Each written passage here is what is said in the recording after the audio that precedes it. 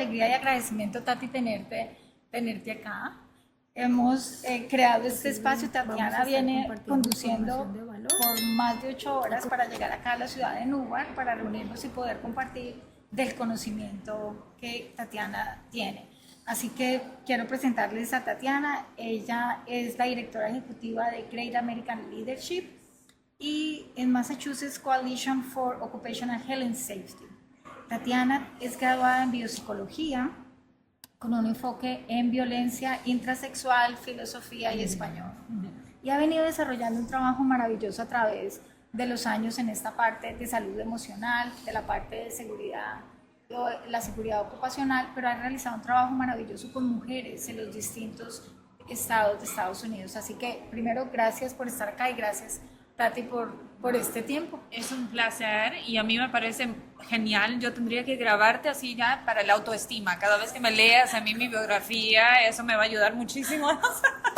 Así que muchísimas gracias. Es un honor, en verdad, el poder estar acá contigo, una persona que ha trabajado mucho en la comunidad y alguien que quiere traer una información que sea útil y también que sea necesaria para nuestra comunidad latina, hispana y en particular para todas nuestras mujeres. Entonces nos conectamos, como que Sí. nos miramos la una a la otra y sentimos que eso es lo que nos conecta. En casa. Así. Entonces, queremos hablar de la inteligencia emocional y también queremos hablar de las relaciones que se desarrollan en alguna medida que generan un poco de dependencia. Entonces, ¿cómo podemos definir la inteligencia emocional? Ok, a mí me parece que es una excelente pregunta. En la cultura hispana o latina, por lo general, nosotros no evaluamos a una persona por únicamente la dependencia o la inteligencia emocional. Ajá. Siempre evaluamos los resultados de la inteligencia en lo general, que es la práctica. La inteligencia emocional te ayuda a recuperar de forma eficiente toda la restauración de emociones, sensaciones, en donde uno puede reconocer en los demás y en uno propio cuáles son las fraquezas o las fortalezas que uno tiene para poder sobrellevar a una u otra alternativa o challenge o alguno de los problemas que la vida te los trae. Así que esa es la parte de inteligencia emocional, el saber lidiar y reconocer algunos aspectos de la personalidad que te fortalecen o te debilitan y en donde uno los puede ejercitar con tiempo y bastante skills para poder engrandecerse a uno mismo. Okay.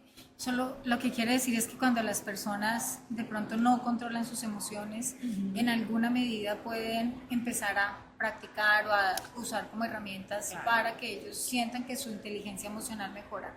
O sea, que alguien que de pronto siente que no logra avanzar o que no logra controlar sus emociones, puede poco a poco, a través de la práctica, ir desarrollando esta inteligencia emocional. Por supuesto, es la regulación de las emociones, ¿cierto? Inteligencia emocional es identificar cómo regular esas emociones y también identificar cuáles son las emociones que a uno tal vez los altera o no y cómo poder tener ese equilibrio, ¿cierto? Parte de eso es realmente intentar identificar, primero es autoconocerse. Sí. El conocerse a sí mismo le aumenta a nosotros la predictibilidad de cómo poder regular ciertas cosas que tal vez al día a día, por ejemplo, lo que me altera a mí tal vez no te altera a ti. Sí. Y hay un sistema de autorregulación cuando uno tiene ese conocimiento. Entonces, identificar primero, reconocer y autoconocerse. Entonces, ¿cómo una persona puede identificar si tiene inteligencia emocional? Ok, hay algo que se llama epigenética, okay, que es la genética que se transmite generacionalmente a un ser humano con el otro, ya sea por la cultura, ya sea por el abuelo, el bisabuelo, el tatarabuelo. Los traumas también son transmitidos de forma epigenética, o sea, el sistema más pequeñito de la genética, ahí viene. Una de las cosas es realmente tener esas conversaciones íntimas consigo mismo, de dónde venimos y a dónde vamos. Pero el de dónde venimos es la llave principal para identificar qué tipo de emociones tal vez nosotros somos más susceptibles, ¿cierto? Y cuáles son el tipo de emociones en donde somos más vulnerables o fuertes o cuáles nuestras debilidades. Es como si fuésemos en un negocio, nosotros creamos el SWOT analysis, Ajá. pero muy pocas veces el ser humano tiene la habilidad de decir, déjame crear un SWOT análisis mío, Ok. de mi personalidad. ¿Cuáles son mis oportunidades? ¿Cuáles son mis fortalezas? ¿Cuáles son mis debilidades? ¿Y cuáles son... Las ¿me entiendes? áreas de oportunidad. Exacto, Ajá. exacto. Yo creo que cuanto más uno se autoconoce, mejor uno puede explorar cuáles son la inteligencia emocional que uno tiene más fortaleza. Por ejemplo, yo sé personalmente que mi inteligencia emocional están en los dos ámbitos del crecimiento del ser humano, con los niños y con los adultos, pero bien, la generación más sabia de la población. Es donde yo me identifico más, que yo sé cómo lidiar con esos extremos. Ajá. Algo que es más ambiguo me cuesta más. ¿Entiendes? Ajá, entonces es muy importante para todos poder establecer el momento en el que cuáles son mis habilidades, cuáles son las áreas en las cuales yo debo mejorar, y en ese es el proceso de autoconocimiento que Correcto. mencionabas anteriormente, que puede ser como una de las bases o los sustentos Es para lo que principal. yo pueda desarrollar o pueda identificar definitivamente si logro controlar mis emociones, cuáles son las que logro controlar y cuáles en alguna medida son las que necesito tal vez trabajar un poco Exacto. más. Hay formas de canalizar diferentes tipos de emociones, ¿cierto? Ajá. La rabia, el amor, la pasión, la energía, todos esos son emociones naturales que el ser humano tiene.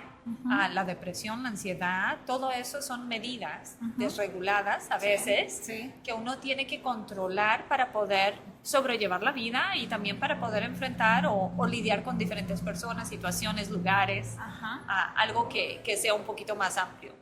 Lo importante es realmente reconocer y autoconocerse para poder identificar en los otros lo que a nosotros nos está haciendo falta. Y esa va a ser como la siguiente pregunta. ¿Cómo logras tú identificar si la otra persona con la cual estás compartiendo, estás empezando a salir o tal vez trabajas? Sí. Hay relaciones románticas y relaciones que no Correcto. son románticas. Entonces, ¿cómo puedes empezar a identificar si esa persona tiene inteligencia emocional? Muy fácil. Parece que no lo es, ¿cierto? Pero si usted tiene, y si yo tengo inteligencia emocional, que generalmente es medido por la habilidad de saber o poder leer, identificar los non-verbal cues, o sea, el lenguaje no verbal. Ajá. Si yo consigo identificar si una persona está cómoda conmigo, se siente bien conmigo o se está incómoda conmigo, ya es un buen señal. Significa que mi regulación y mi autonomía, mi calibración de inteligencia emocional es bastante eficiente, porque me tiene un propósito de servirme a mí de cómo identificar las emociones en otra persona. De la única forma en que yo puedo identificar las emociones en otra persona es sabiendo mis propias emociones. Ya tenemos la base, ¿cierto? Ajá, sí. Me voy a autoconocer, yo sé cómo regularme, entonces voy a poder reconocer cuando otra persona está desregulada o regulada Ajá. en las emociones, por lo general. Sí.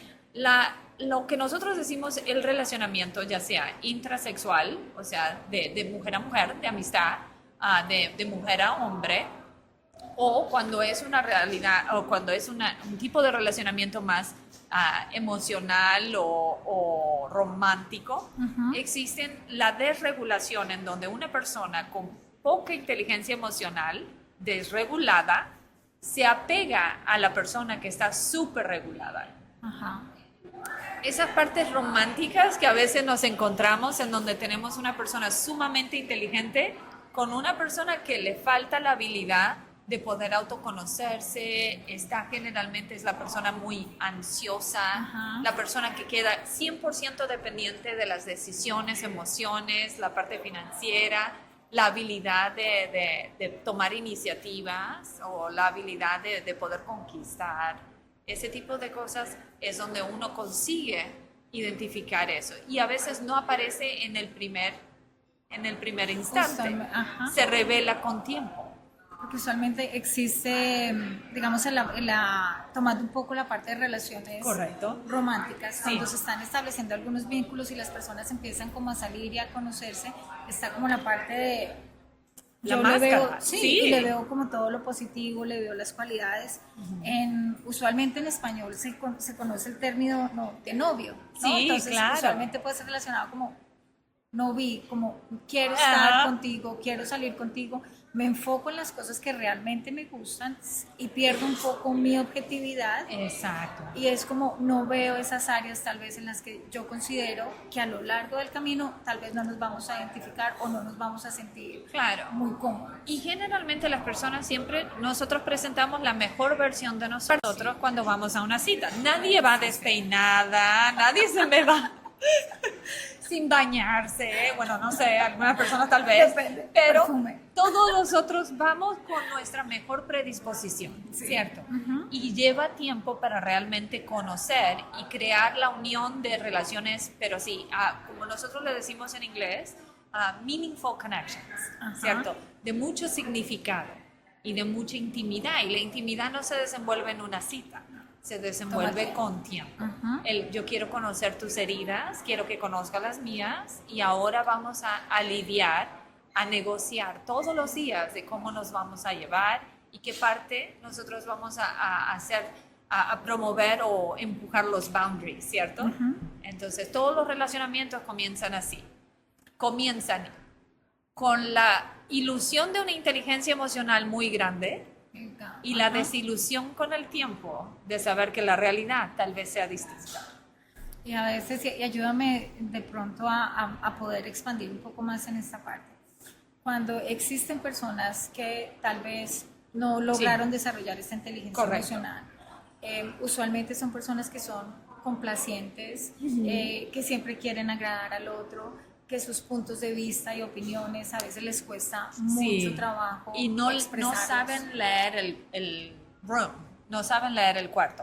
O sea, entran en una situación social y lamentablemente no se saben comportar. Exacto.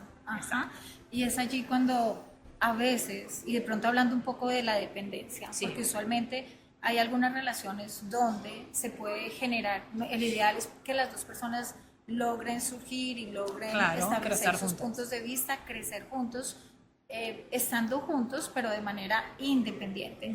Desafortunadamente, cuando está este tipo de trauma, cuando las personas de pronto no han logrado resolver como que no recibieron mucho amor, no recibieron validación, mucho cuidado, correcto. No recibieron este tipo de validación. ¿Cómo podemos hacer para determinar que estamos entrando en una relación dependiente? Codependiente. O sea, es codependiente por dos razones. La persona que es emocionalmente inteligente no le molesta interpretar porque tiene un alto nivel de empatía. Entonces eso tal vez le sirve como una estrategia parece ser muchísimo más comprensible, entiende, porque maneja las emociones tan naturalmente que no es algo que le cueste. La persona que ya necesariamente viene con una estrategia, y también no es culpa de nadie, ¿cierto? Nosotros nacemos con eso. Sí, lo que es culpa es no hacer nada al respecto de eso. Sí.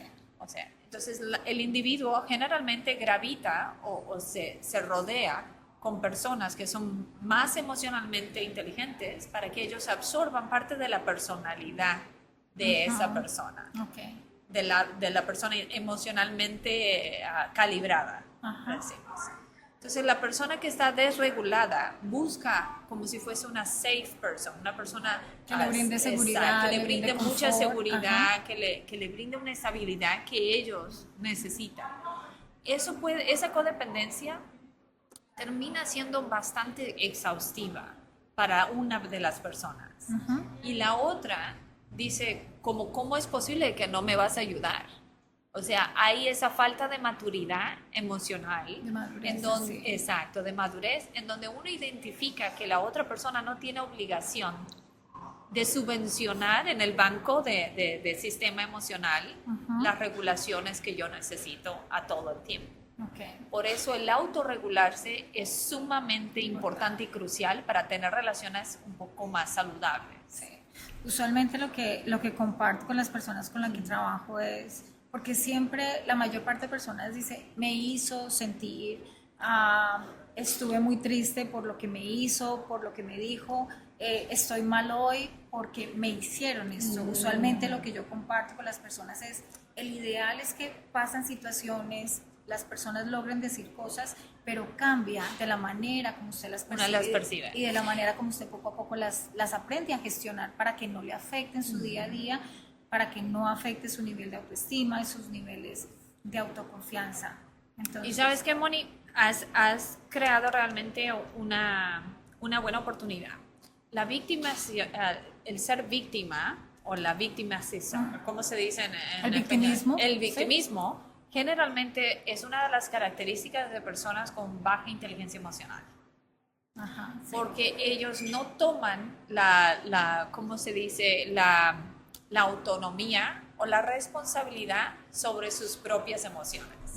Recuerda que nosotros en el comienzo dijimos que hay que autoconocerse muy bien, saber lo que le duele, lo que no le duele, cómo lo hacemos, y también asumir la responsabilidad de cómo guardar a esas emociones, las positivas. Si yo sé que ir al mar me da alergia, no voy. Eso tiene que partir de mí, a esa emoción y autorresponsabilidad, para poder regular y calibrar mis emociones de una forma que sea proactiva, no necesariamente responder, dejarlo todo que suceda tan fácilmente. Tatiana, si pudiéramos dar como unas herramientas específicas para que las personas puedan empezar a desarrollar este tipo de inteligencia emocional, ¿cuáles pudieran ser? Nosotros siempre ejercitamos el cuerpo y decimos, vamos a ejercitar el cuerpo, vamos a fortalecer eso. La primera estrategia para tener inteligencia emocional va a ser, 1, autoconocerse. 2, descubrir cuáles son las áreas de crecimiento que todavía nosotros tendríamos que desenvolver. ¿Cuáles fueron los traumas, los triggers? ¿Cuáles son las cosas que a nosotros nos hacen más vulnerable o susceptible? Vamos a hacer un inventario de nuestra vida y del tipo de relacionamientos que nosotros hemos tenido.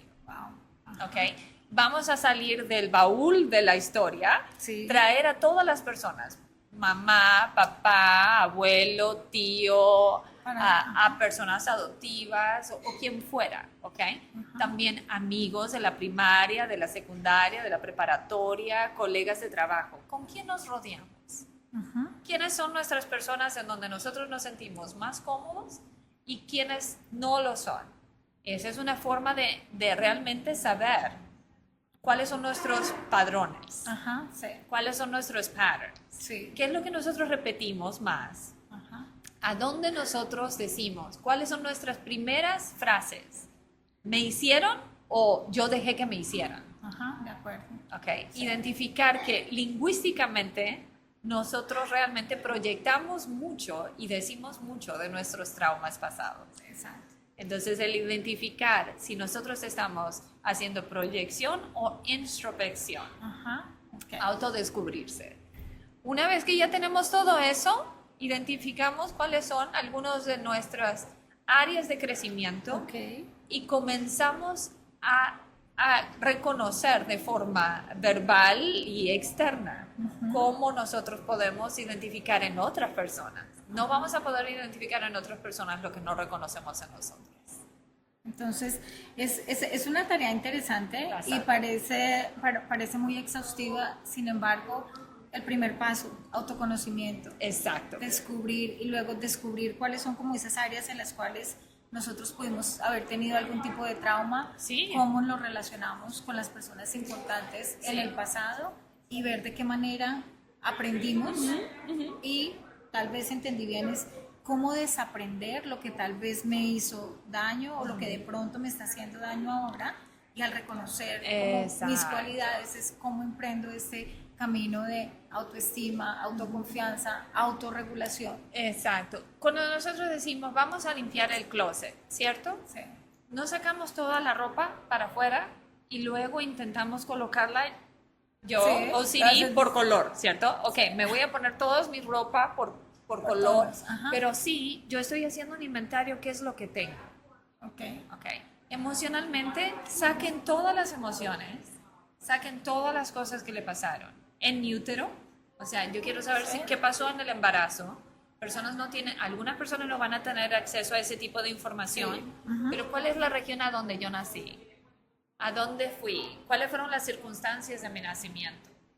Y luego de ahí, poder acarrear todo eso, es sacar todo para afuera y objetivamente colocarlo en la mesa para poder decir, ok, esto me sirve, esto no me sirve.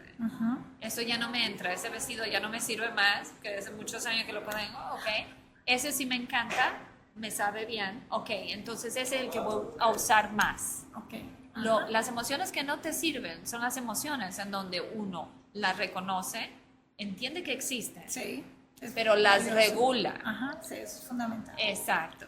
Y las emociones que a uno dice, eso sí me hace bien, esa persona me hace bien. Entonces yo sé que estar con ese tipo de personas me engrandece y me da a mí la nutrición emocional que yo necesito para poder regularme Ajá, y seguir y seguir adelante. Y es un continuo, es siempre un continuo, no termina hoy.